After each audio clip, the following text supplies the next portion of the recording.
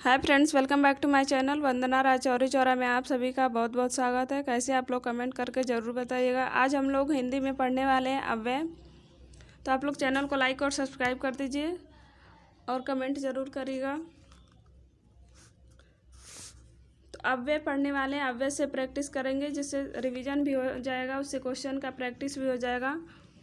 तो अव्यय क्या होता है? जिन शब्दों के रूप सदा एक से बने रहते हैं, यानी उस पर न तो लिंग का प्रभाव पड़ता है, न ही वचन का प्रभाव पड़ता है और न ही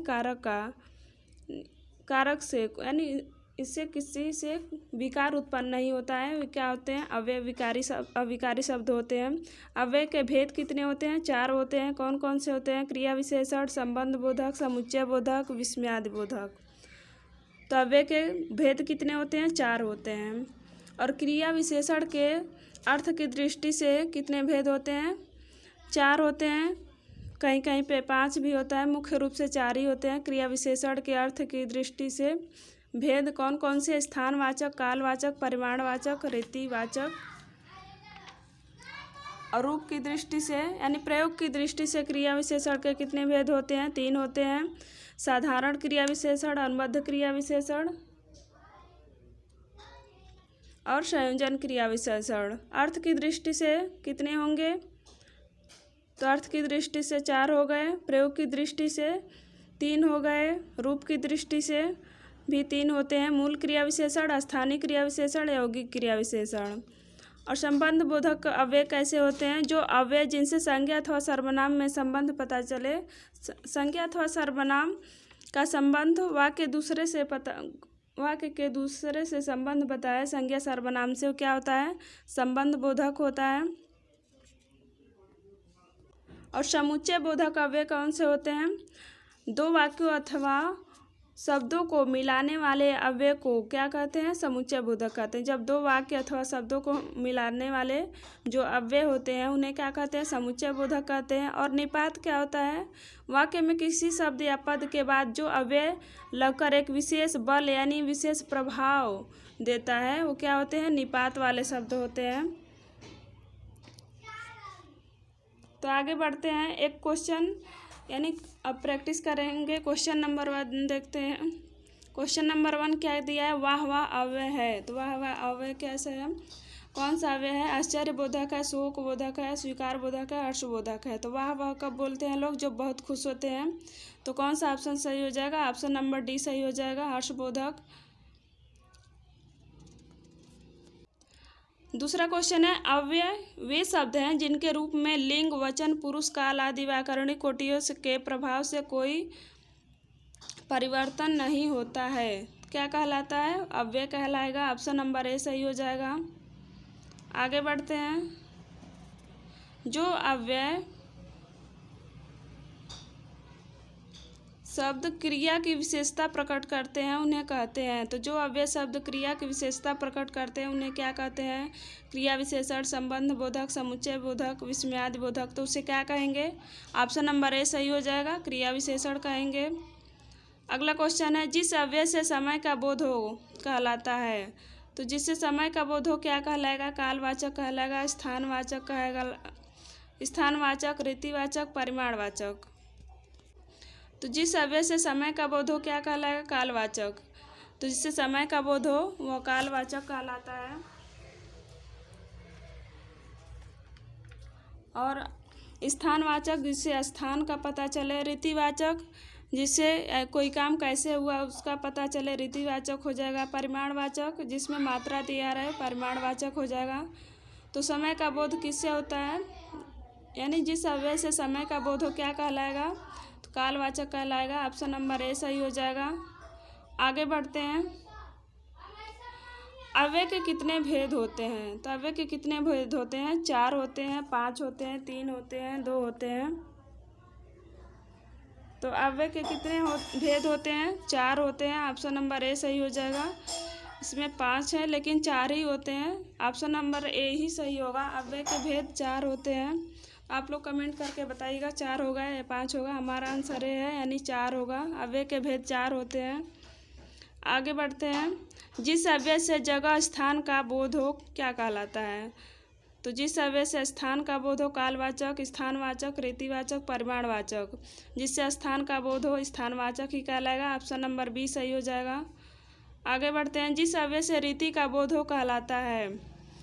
तो जिस अव्यय से रीति का बोध हो क्या कहलाएगा? कालवाचक कहलाएगा, स्थानवाचक, रीतिवाचक, परिमाणवाचक। तो ऑप्शन नंबर सी सही हो जाएगा, रीतिवाचक। जिस अव्यय से परिमाण या मात्रा का बोध हो। तो जिस अव्यय से परिमाण या मात्रा का बोध हो क्या कहलाता है? कालवाचक, स्थानवाचक, रीतिवाचक, परिमाणवाचक। तो क्या हो जाएगा आंसर? ऑप्शन नंबर डी सही हो जाएगा, परिमाणवाचक हो जाएगा। अगला क्वेश्चन है। जिस अव्यय से प्रश्न का बोध हो कहलाता है। तो जिस अव्यय से प्रश्न का बोध हो कालवाचक, प्रश्नवाचक, रीतिवाचक, परिमाणवाचक। तो क्या हो जाएगा? जिससे प्रश्न का बोध हो प्रश्नवाचक कहलाएगा। ऑप्शन नंबर बी सही हो जाएगा।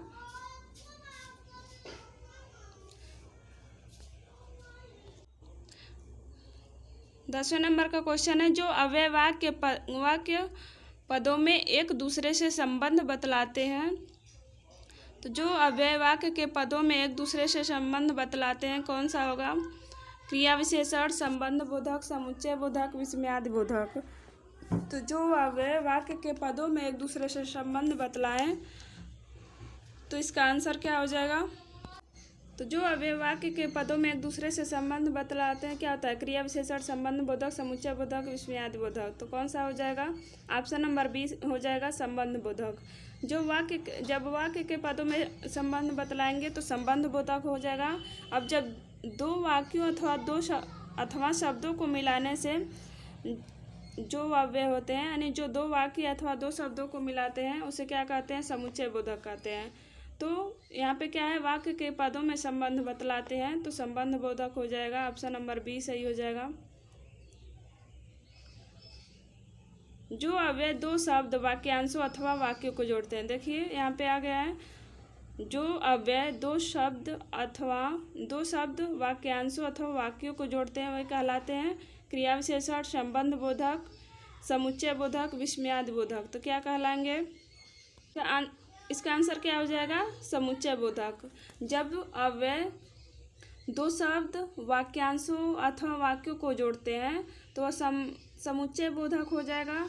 और जब दो पदों के बीच में संबंध बताएंगे या संज्ञा सर्वनाम से संबंध बताएंगे तो कौन से अव्यय कहलाएंगे? संबंध बोधक हो जाएगा। और इसमें जब दो वाक्यांशों या अथवा वाक्यों को जोड़ते हैं तो समुच्चय बोधक हो जाता है। ऑप्शन नंबर सी सही हो जाएगा। अगला क्वेश्चन है। तो आप लोग चैनल को लाइक और सब्सक्राइब कर दीजिए, कमेंट ज़रूर करिएगा। आगे बढ़ते हैं।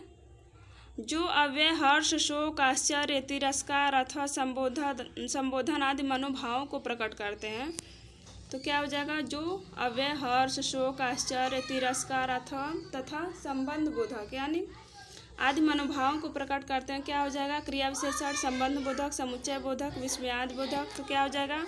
ऑप्शन नंबर डी सही हो जाएगा, विस्मयादि बोधक। तो जो अव्यय हर्ष, शोक, आश्चर्य, तिरस्कार तथा संबंध आदि मनोभावों को प्रकट करते हैं विस्मयादि बोधक हो जाएगा। Option number D.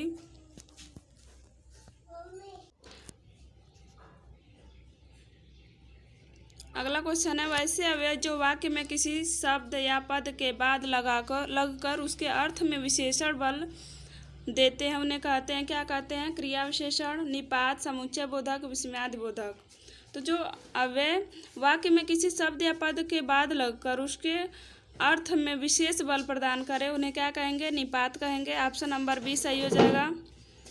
अगला क्वेश्चन है। जिस निपात से स्वीकार या स्वीकृति का बोध हो कहलाता है। स्वीकारार्थक निपात, नकारार्थक निपात, निषेध बोधक निपात, प्रश्न बोधक निपात।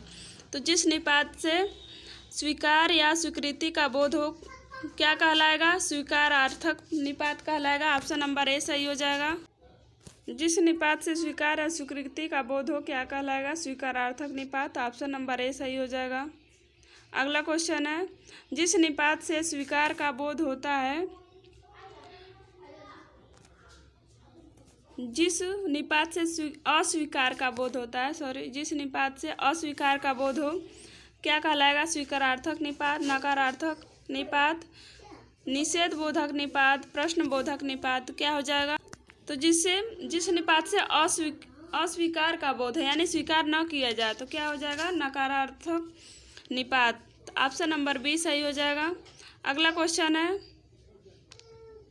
जिस निपात से मनाही का बोध होता है कहलाता है स्वीकारार्थक निपात, नकारार्थक, निषेध बोधक निपात, प्रश्न बोधक निपात। तो जिस निपात से मनाही का बोध हो, तो जिस निपात से मनाही का बोध हो यानी मना किया जाए तो कौन सा हो जाएगा? नकारार्थक निपात हो जाएगा। यानी जिससे मना किया जाए, निगेटिव बोध हो यानी जिससे नकारात्मक बोध हो, क्या कहला जाएगा?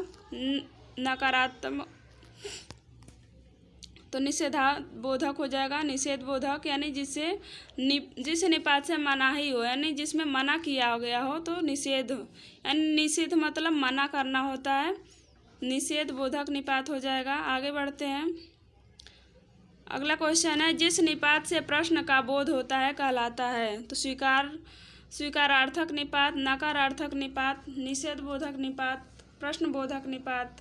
तो जिस निपात से प्रश्न का बोध हो तो क्या हो जाएगा? प्रश्न बोधक निपात। ऑप्शन नंबर डी सही हो जाएगा। अगला क्वेश्चन है, जिस निपात से किसी बात पर बल पड़ता है कहलाता है बलदायी, बल प्रदायी निपात, नकारार्थक निपात, निषेध बोधक निपात, प्रश्न बोधक निपात। तो जिस निपात से किसी बात पर विशेष बल यानी जिस पे बल पड़ता है क्या कहलाता है? बलदायी हो जाएगा। ऑप्शन नंबर यानी बल प्रदायी निपात। ऑप्शन नंबर ए सही हो जाएगा। आगे बढ़ते हैं। जिस निपात से तुलना की जाती है कहलाता है बल प्रदायी निपात, तुलनाद बोधक निपात, निषेध बोधक निपात, प्रश्न बोधक निपात। कौन सा सही हो जाएगा? इससे तुलना की जाती है, तुलनाद बोधक निपात हो जाएगा। ऑप्शन नंबर बी सही हो जाएगा। आगे बढ़ते हैं। जिस निपात से अवधारणा का बोध हो कहलाता है बल प्रदायी निपात, अवधारणा बोधक निपात, तुलना बोधक निपात, प्रश्न बोधक निपात। ऑप्शन नंबर बी सही हो जाएगा, अवधारणा बोधक निपात। अगला क्वेश्चन है, जिस निपात से आदर की भावना प्रकट होती है कहलाता है तो बल प्रदायी। तो यानी जिस निपात से आदर की भावना प्रकट होती है तो क्या हो जाएगा? ऑप्शन नंबर सी हो जाएगा, आदर बोधक निपात। अगला क्वेश्चन है, जिस निपात से विस्मय प्रकट होता है कहलाता है तो जिससे विस्मय प्रकट हो जाएगा होगा क्या होगा? ऑप्शन नंबर डी सही हो जाएगा, विस्मयाद बोधक निपात। अगला क्वेश्चन है, परीक्षा में चोरी मत करो। यहाँ मत कौन सा निपात है? बल प्रदायी निपात है कि तुलना बोधक निपात है कि निषेध बोधक निपात है कि विस्मयाद बोधक निपात है? तो यहाँ क्या करें? परीक्षा में चोरी मत करो यानी मना कर रहा है तो क्या हो जाएगा? निगेटिव ही होगा। मना कर रहा है तो निगेटिव होगा यानी उसे चोरी करने से मना किया जा रहा है, मत करो। तो ऑप्शन नंबर सी हो जाएगा, निषेध बोधक निपात। अगला है, आप ही कल आए थे। ही कौन सा निपात है? बल प्रदायी निपात, तुलना बोधक, बल प्रदायक, विस्मयाद बोधक। तो कौन सा है? तो ही क्या, आप ही कल आए थे। ही क्या रहा है? ही यानी विशेष बल दे रहा है तो क्या हो जाएगा? तो बल प्रदायक निपात हो जाएगा। ऑप्शन आगे बढ़ते हैं। 25 नंबर का है, 25 नंबर का है, कर्ण सा दानवीर कौन है? इसमें कौन सा निपात है? तो कर्ण सा दानवीर कौन है?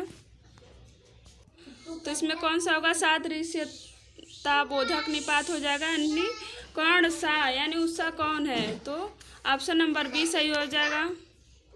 तो कौन सा सही हो जाएगा? ऑप्शन नंबर बी सही हो जाएगा। अगला क्वेश्चन है, काश आज वर्षा होती, काश आज वर्षा होती। तो काश कौन सा निपात है? काश क्या है? काश में क्या है? चिन्ह भी लगा है तो वैसे ही पता चल रहा है कि विस्मयादि बोधक निपात है। ऑप्शन नंबर डी सही हो जाएगा। थोड़ा सा कौन निपात है? थोड़ा सा कौन सा है? आदर बोधक है, परिमाण बोधक है, स्वीकार यानी थोड़ा सा है, मात्रा बता रहा है तो क्या हो जाएगा? परिमाण बोधक हो जाएगा। ऑप्शन नंबर बी सही हो जाएगा। कभी कौन सा अव्यय है? कभी क्या बता रहा है, कालवाचक, स्थानवाचक, रीतिवाचक, परिमाणवाचक। कभी मतलब किसमें समय बता रहा है, तो क्या हो जाएगा, कालवाचक हो जाएगा। कभी एक समय बता रहा है कि कभी कुछ हुआ था। तो बाहर कौन सा अव्यय है, तो बाहर क्या बता रहा है, तो बाहर काल बता रहा है, स्थान बता रहा है, रीति, परिमाण क्या बता रहा है, बाहर क्या बता रहा है, स्थान बता रहा है। तो ऑप्शन नंबर 20 सही हो जाएगा, स्थानवाचक। वैसे कौन सा अव्यय है, कालवाचक, स्थानवाचक, रीतिवाचक, परिमाणवाचक। तो वैसे कौन सा हो जाएगा, रीतिवाचक हो जाएगा। वैसे रीतिवाचक अव्यय हो जाएगा। तो कोई कार्य कैसे हुआ, तो बता वो वैसे, तो वैसे क्या है, रीतिवाचक। ऑप्शन नंबर सी सही हो जाएगा। तो आप लोग चैनल को लाइक और सब्सक्राइब कर दीजिए, कमेंट जरूर करिएगा। मिलते हैं अगली वीडियो में अगले टॉपिक के साथ। तो ये सारा रिवीजन हो गया अव्यय और निपात। ओके बाय, जय हिंद।